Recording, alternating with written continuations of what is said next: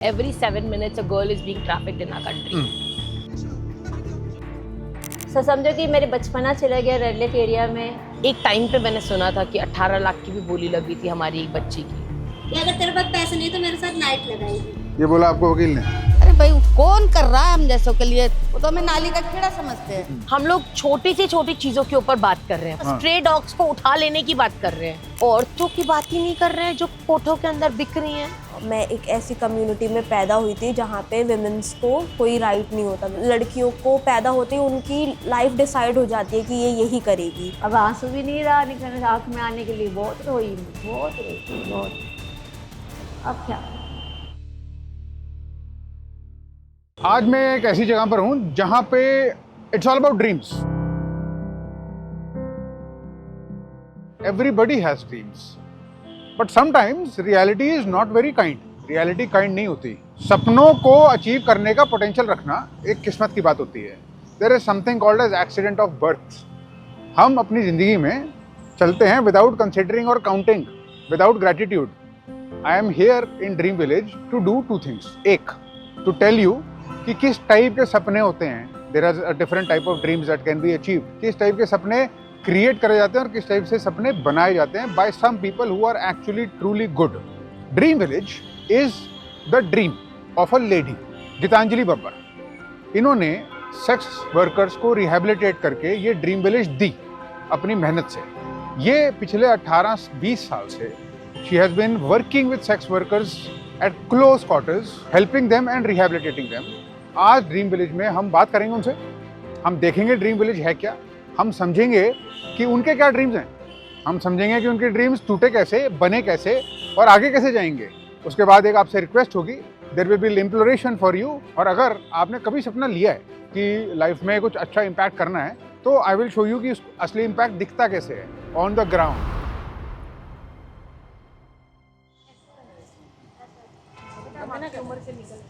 अरे वाह, टीका लगाएंगे? लगा। Thank you. ये हमारी दीदियाँ बहुत प्यार से बनाती हैं और कोई भी हमारे तक आता है तो हम उनका स्वागत करते हैं दिल लगा के और टीका करके। ये हमारा रिचुअल है। क्या बात है।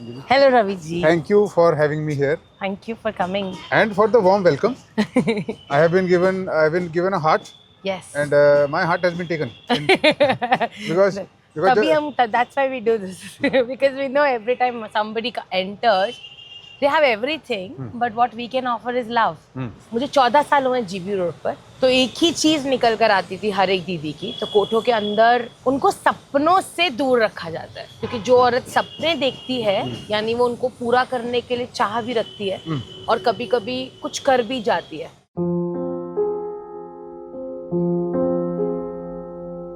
जब मेरी बेटी पैदा हुई थी ना, मेरे को बहुत अफसोस हुआ। क्या पता मेरे साथ जो हुआ वो मेरी बेटी के साथ भी ना हो, मुझे ये चीज़ का अफसोस हुआ था। लेकिन आज मेरे अपने पर गर्व है कि मैं इस गंदी सी लाइन में इतनी मुश्किलें काट के सब कुछ करके मैं अच्छी जगह पे हूँ अभी, और मेरी बेटी अच्छे से पढ़ रही है।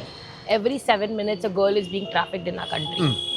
तो अगर हर 7 मिनट पे एक बच्चा या बच्ची ट्रैफिक हो रही है तो उसमें से 2 या 3 बच्चे या बच्चे तो सेक्स स्लेवरी में जाएंगे ही जाएंगे।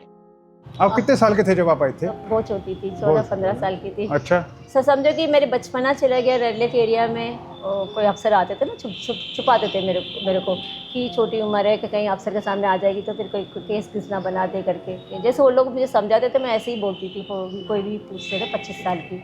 तो एक बार क्या हुआ, अचानक मैं कुछ सामान ले रही थी जीने में खड़े होके, तो फिर एकदम अफसर आ गए। हाँ। फिर मैं क्या करी, वो सामान वहीं फेंक के मैं बाकी जाके बाथरूम में छुप गई, गेट लगा लिया। फिर उन्होंने अभी एक लड़की को देखा, तो वो लड़की कहाँ गई अभी? बोला नहीं, जो भी है आपके सामने। हाँ। तो उन्होंने फिर फ़ोन किया, 2-4 को बुलाया, अफसर को, पुलिस वाले को बुला के फिर सब ढूंढो कहाँ है आपने ये लड़की देखा था।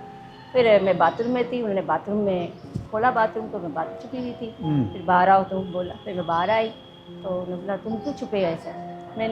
फिर मैंने नहीं, मैं बाथरूम गई थी, ऐसे बोली, झूठ बोली कि मैं बाथरूम गई थी। नहीं तुम मेरे को देखी छुपे थे ना, रहो। तो उससे पूछताछ किया, उम्र कितना है तुम्हारा? मुझे 25 साल उम्र है बोला। तो उन्होंने मेरे को एकदम डरा दिया कि 25 साल मालूम है कितना होता है, तुम 25 साल की हो। मालकिन को वार्निंग दी, ये लड़की कल अगर नज़र आ रही तो कोटा बंद कर देंगे, इसको यहाँ से हटा। फिर इन्होंने ले जाके फिर मुझे लक्ष्मी नगर में रखा था 3-4 साल और वहाँ पर रही। उसके बाद मेरे को फिर लेके आए वहाँ पर मेरे को। उस दिन अगर उस अफसर ने अगर आपको वहाँ से वो ले गया होता तो क्या आप बच गए होते? मैं जाती कहाँ। आपके बच्चे हैं? हाँ, एक बेटा है, वो बेटे को पता चल गया मैं इस लाइन में रहती थी, वो भी मेरे से बात नहीं करता। बात नहीं करता आपसे? बात नहीं करता है, कहता है कि मेरी माँ क्या ऐसा गलत काम करती थी, मेरी माँ नहीं हो सकती। वो तो कुछ और सोच बैठा, कुछ और समझ गया वो कि मुझे गलती समझ लिया उसने। हाँ, मेरी माँ सबसे दुनिया की सबसे बड़ी गलत औरत है। अब आंसू भी नहीं रहा निकल आँख में आने के लिए। बहुत रोई, बहुत। अब क्या।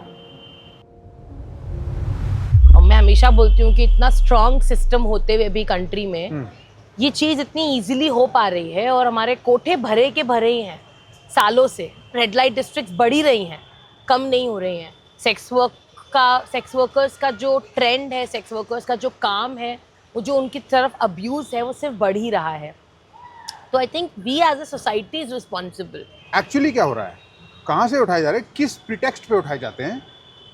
तो ये सबकी अलग कहानियां हैं। हाँ। बक्सर से बहुत सारे बच्चे आ रहे हैं, अच्छा। बिहार से बहुत सारे बच्चे आ रहे हैं, बांग्लादेश से बहुत सारे बच्चे हाँ। आ रहे हैं, नेपाल बॉर्डर से बहुत सारे बच्चे आ रहे हैं। हम वेस्ट बंगाल की बात करें तो वहाँ 24 परगनास, जितने भी हमारे गरीब शहर हैं, वहाँ से बहुत सारे बच्चे आ रहे हैं। आंध्रा से बहुत सारे बच्चे आ रहे हैं, एमपी में बहुत सारी औरतें आ आर दे रही हैं। Kidnapped? So every women has a different story. कुछ बच्चे ऐसे, अगर आप मेरी कुछ दीदी से मिलोगे तो उनकी शादी की गई है प्रॉपर, राइट। और फिर उनको दिल्ली के कोठों में लाकर बेचा गया है। कुछ दीदी की शादी भी हुई है और बच्चा भी हो गया है, और 1-1.5 साल के बाद जाके उसको कोठे में लाकर छोड़ दिया गया है और बोला है अब यही तेरी जिंदगी है और मैं तेरे लिए कस्टमर लाऊंगा एज अ हस्बैंड। कुछ दीदीज ऐसी भी हैं जो मैं बता रही हूँ, वो भी अपनी शायद अगर स्टोरी शेयर करेंगी तो, कि उनको रेलवे स्टेशन पर चाय में नशे की दवाई देकर बेहोश कर दिया गया, और जब उसको होश आया तो वो दिल्ली के कहीं किसी कमरे में बंद थी। एक लड़की आती है, उसकी बोली लगती है, और एक ब्रॉथल ओनर कितने में खरीदती है? Depends Depends. upon how beautiful, how young the girl is. If she is very young, she is little, तो एक टाइम पे मैंने सुना था कि 18 लाख की भी बोली लगी थी हमारी एक बच्ची की। कभी कभी सुनते हैं कि 5-6 लाख रुपए में भी खरीदी गई है। आप जिस लेवल का अब्यूज़ सोच सकते हो उस लेवल का अब्यूज़ होता है। They are being beaten badly, brutally. उनको इतना मारा जाता है कि वो एंड में लिटरली उनकी सिर्फ सांसें चल रही होती हैं। कुछ औरतों के साथ ऐसा भी होता है। बिना कसूर के जेल में 6 साल 6 महीने काट के आई थी लड़की के केस में। हाँ। वो लड़की मेरी नहीं थी, जिसके पास मैं खुद कमा रही थी। कुछ सालों बीतने के बाद में ना लड़कियां, अब जैसे कि मैं थी, हाँ। तो मैं वहाँ पे मेरी दीदी के पास में 15-16 साल कमा के उनको दिया, तो उन्होंने मेरे ऊपर जिम्मेदारी डाल दिया हाँ। था तू संभालेगी लड़की। मेरी दीदी गाँव गई थी तो लड़की को मैं उनका देखभाल मैं ही करती थी, तो उस लड़की को भी बेचारे को पता ही नहीं थी हाँ। ये पुलिस वाला है। हाँ। छापा पड़ गया था। अब वो लड़की को पुलिस वाले ने पहला तो कस्टमर बन के आया वो लड़की के पास, हाँ। पैसे जो रेट है वो रेट भी दिया, अंदर कमरे में भी गया। हाँ। वो लड़की से पूरा डिटेल पूछ लिया। अब 1 घंटे के बाद में पूरा पुलिस वाले को लेके चढ़ गया। अब वो लड़की एक नाबालिग तो थी वो लड़की। अब वो लड़की बोली कि ये है मेरी दीदी। अरे दीदी कोई और था, कमाई कोई और खाया, फंसा मैं। फिर फंसने के बाद में मैंने बहुत कोशिश करा, बहुत मदद मांगी कि सर नहीं, मैं नहीं हूँ, मैं भी ऐसी जैसे ये है वैसे मैं भी फंसी हूँ, मुझे भी किसी ने गलती से बेचा है, मैं भी खुद कमा के मैं किसी और को देती हूँ, वो नहीं है यहाँ पे। लेकिन माना नहीं पुलिस वालों ने। नहीं, जब वो लड़की ने वहाँ पे यही है ना, जो लड़की गवाह दे देती वो गलत सही हो चाहे ना भी, बयान ले लिया उसने, वो बयान देती तो वो सही है, पुलिस की निगाह में तो वो सही है। वही कहानी मेरे साथ हुआ था। आपको वकील मिला? हाँ, आपको वकील मिला? हाँ, वकील तो मुझे कोर्ट नहीं दी थी। हाँ। क्योंकि 6 साल काटने के बाद में फिर मेरी जो दीदी थी उन्होंने जमानत नहीं करवाई थी। फिर 6 साल के बाद में मुझे कोर्ट से ही वकील मिला था। 6 साल के बाद आपको वकील मिला? हाँ। 6 साल तक कुछ नहीं? नहीं, मैं जेल के अंदर ही थी। मेरा बेटा भी जेल में ही हुआ। जो अभी 14 साल का है? हाँ, मेरा बेटा भी जेल में ही हुआ। कौन से जेल में थे आप? तिहाड़? जेल में। तिहाड़ में? अच्छा। तो जब वकील ने जब मेरे को वहाँ से जमानत भरी करे थे तो हाँ। वकील ने मुझे 20,000 रुपये मांगे। वकील ने मांगे आपसे? मेरे से वकील ने हाँ। मांगे। तो मैंने बोली भाई मैं तो नहीं। नहीं, बट ये सरकारी वकील क्यों मांग रहा था? नहीं, वो प्राइवेट वकील का है। सरकारी अच्छा। वकील तो उन्होंने सिर्फ केस ही वगैरह था। वहाँ पे वकील लोग भी ऐसे होते हैं कि भाई इनको पता है कि जीबी रोड की है, पैसे मिल ही जाएंगे, ये भी होता है। अच्छा। मैंने बोली भैया मेरे पास नहीं है पैसे, हाँ। तो वकील ने एक गलत चीज मुझे बोला था हाँ। कि अगर तेरे पास पैसे नहीं तो मेरे साथ नाइट लगाएगी। ये बोला आपको वकील ने? सरकारी वकील ने? प्राइवेट वकील ने? वो वकील ने बोला। अब उस टाइम तो मैं मजबूरी थी, मैंने हाँ कर दी थी क्योंकि मुझे छूटना था बाहर। हाँ। मैंने वो गई नहीं, लेकिन ये इसलिए मैं मेरे बेटे का मेरा सपना यही है कि उसको वकील बनाऊं। हाँ। और जैसे मैं एक मजबूर थी, जैसे मैं फंसी थी, एक मजबूरी जो थी मेरी, तो मैं मेरे बेटे को एक ही शिक्षा दूंगी कि बेटा अगर कोई इंसान मजबूरी हो ना तो पैसे मत देखिए, उसकी मदद करिए। इसमें आने के से 5 साल के बाद कितने पैसे इकट्ठे कर लेते हो? तो जनरली क्या होता है कि इनके पास कैश रहता नहीं है। हाँ। लाइक हमारे पास अभी ड्रीम विलेज में ऐसी ऐसी दीदीज भी हैं जिन्होंने 30-30 साल काम किया है जीबी रोड पे, और वो आज ये बात बोलते हैं कि मेरे पास हाथ में कुछ नहीं है। इनफैक्ट जो ड्रीम विलेज में हम कमा रहे हैं, that is my saving, because now they have got banks. वहाँ पे क्या होता है कि आप इसको पैसे दे दिए, उसको पैसे दे दिए, या कभी कोई बॉयफ्रेंड बन गया हमारा, उसने आके प्यार मोहब्बत करा, 2-3 साल रहा, क्योंकि वहाँ सबको पता है कि इन दीदियों को प्यार चाहिए और इनके पास पैसे भी हैं, तो वो प्यार मोहब्बत करेंगे, बताएंगे मेरी ज़मीन खरीदनी है, मेरे को ये दिक्कतें हैं। तो मैंने ऐसा भी देखा कि दीदी 20-20 लाख रुपए निकाल कर दे रही हैं कि जा तू ज़मीन खरीद, जा तू घर खरीद, और फिर पता चलता है कि वो तो उसी के नाम पे पेपर्स हैं और वो तो पेपर लेके भाग गया। अभी भी हमारी 2 दीदीज़ हैं जो इस बात से स्ट्रगल कर रहे हैं, और ये वहाँ पे बहुत आम है कि पिम्प्स ले जाते हैं, या पुलिस सबसे बड़ा होता है कि मान लीजिए मेरे को अरेस्ट कर लिया, मैं सेक्स वर्कर हूँ और मुझे अब अरेस्ट कर लिया, तो मुझे छूटना है। कोई भी जेल तो नहीं जाना चाहता है, और नारी निकेतन भी कोई नहीं जाना चाहता है, तो अब छूटना है तो ओनर्स उसको बोलते हैं कि ठीक है तेरे नाम के 4 लाख रुपए मांग रहे हैं, बोल हम तेरे को छुड़वा लें। चाहे मांगे कम होंगे पर कुछ ओनर रखेगा, कुछ पुलिस वालों को देंगे, और उसके बाद वो औरत उस 4 लाख रुपए को तो देगी ही देगी, बट इंटरेस्ट ये लोग लेते हैं 50 to 60%। What? हाँ, तो वो औरत उस लूप में ही फंसी रह जाती है। मतलब वो लूप इतना सॉलिड है वहां पे कि क्योंकि उसको पैसे चाहिए, शी कांट से एनीथिंग, मतलब उसको चाहिए ही चाहिए पैसे। तो इस टाइम पे हम सोचते सरकार हमें घर देगी, मकान देगी, कुछ देगी, मगर कुछ भी नहीं देती है, और ना समाज ही हमें अपनाता है, वो भी हमें गिरी हुई नज़र से देखते हैं। और हमें ऐसा बनाया किसने? समाज नहीं बनाया। अगर समाज हमें अपना लेता शुरू में तो हम इस जगह आते ही नहीं। अरे भाई कौन कर रहा है हम जैसों के लिए? वो तो हमें नाली का कीड़ा समझते हैं। मैं नहीं डरती, मुझे क्या करेंगे पुलिस वाले? कुछ कर लेंगे। डरने वाली कोई बात नहीं। नेता में क्या कर देगा? गोली मार देगा।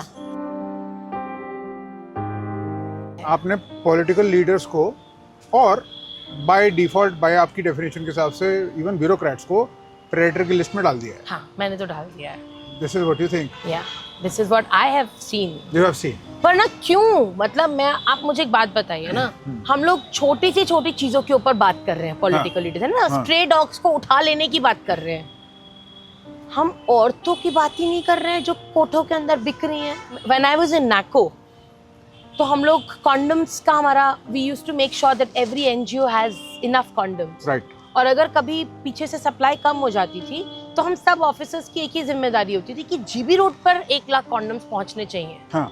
चाहे कहीं और पहुंचे ना पहुंचे, यानी कि तब जीबी रोड पर every day footfall was 1 lakh people. How can you say that in that area जो ब्यूरोक्रेट्स बैठे हैं उनका कोई इस पे उनको पता ही नहीं ऐसा कुछ हो रहा है। जीबी रोड पे आग लगी थी बीच में,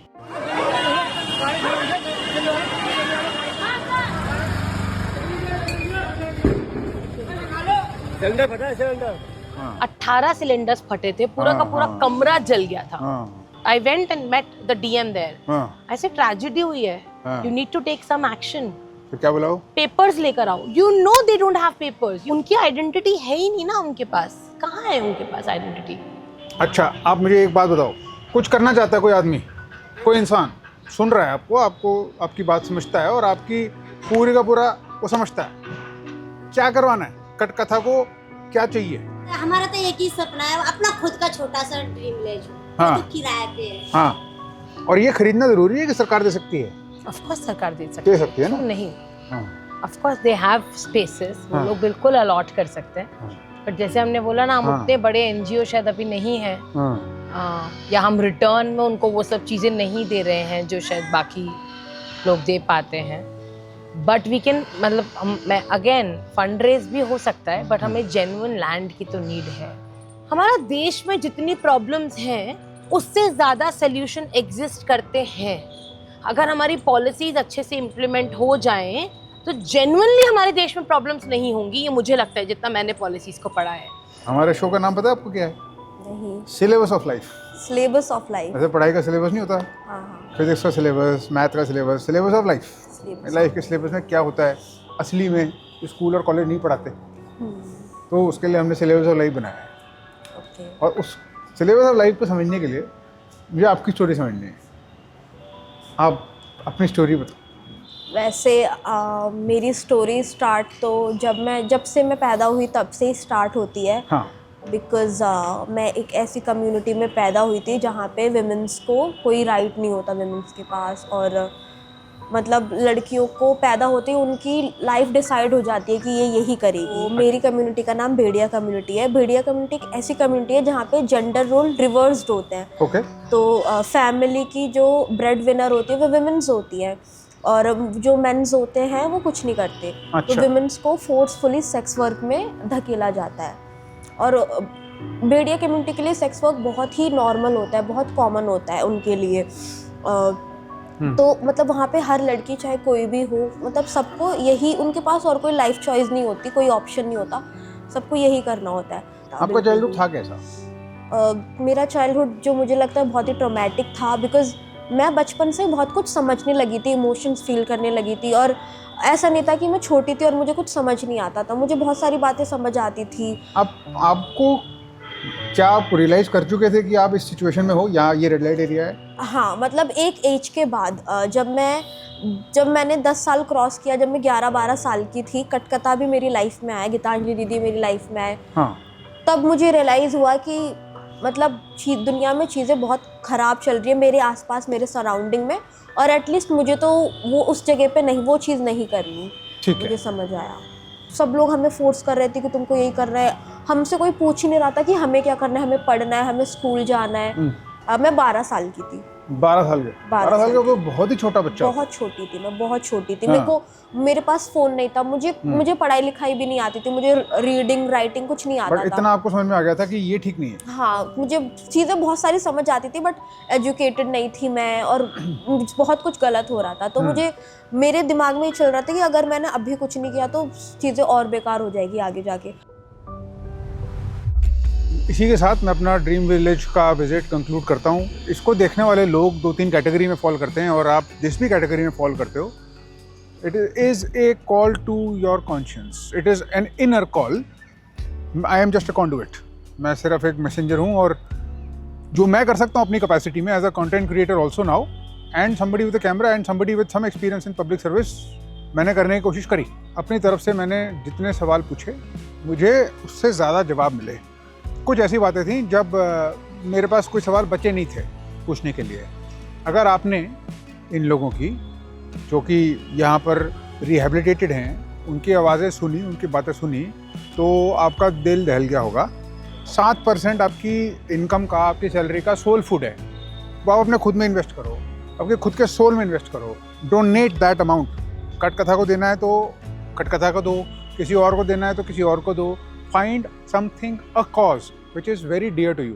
हमने जब दीदी से बात करी, कुछ ऑन कैमरा कुछ ऑफ कैमरा, तो रियलाइजेशन ये है, और ये बड़ी हार्श रियलिटी ये है कि दुनिया प्रेडेटोरी है।